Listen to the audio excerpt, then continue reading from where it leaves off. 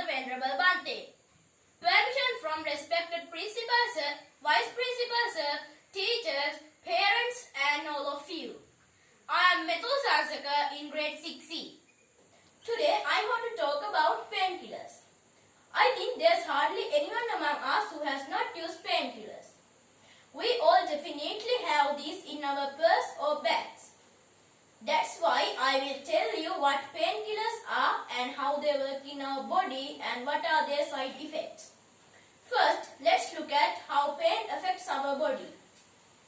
We feel the pain when a certain tissue or cell in our body is damaged or damaging. We use painkiller to get rid of that feeling. Now let's see how painkillers work inside our body. We have a chemical called prostaglandin in our body. It is produced when there is an injury or damage in our body. The prostaglandin that produces it causes pain to our surrounding nervous system. Then we feel the pain. What these painkillers do is to stop this prostaglandin chemical from forming. Then the pain goes away. There are three ways we use these painkillers: through mouth, by injecting and by applying. All of these painkillers can be categorized into three. First one is non-steroidal anti-inflammatory drugs. In short form we call NSAIDs. We can take aspirin, diclofenac and ibuprofen as examples. Second one is paracetamol. We can take Panadol and paracetamol as examples. Third one is opioids. We can take morphine as example. Today I am not going to talk about the third category because we can't use it normally.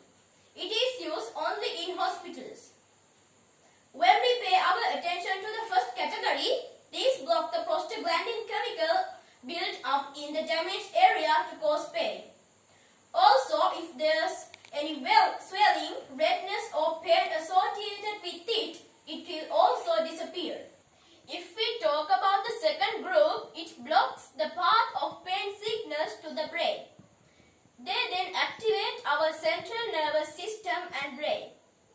According to doctors, the first group of painkillers has a higher incidence of complications. Therefore, doctors often prescribe the second category of painkillers. These can be taken without a doctor's prescription, but it is best not to overdose at any time as it can sometimes lead to death. The prescribed dose is 4 to 4 grams per day. That is 4,000 milligrams with a maximum weight of 1,000 milligrams 4 times a day for 6 hours. If we talk about the side effects of these two categories, the side effects are very low. But they can vary from person to person. But long-term or overdose can cause these disorders: damage to the liver, kidney damages, respiratory disorders, gastric, blood stains on the skin and severe bleeding of the digestive system. That is, prostaglandin is a chemical that helps the blood to clot. It stops growth and it increases blood flow.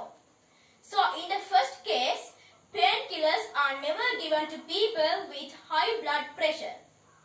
But the first category of painkiller is given to people with high heart disease because it causes the blood to clot.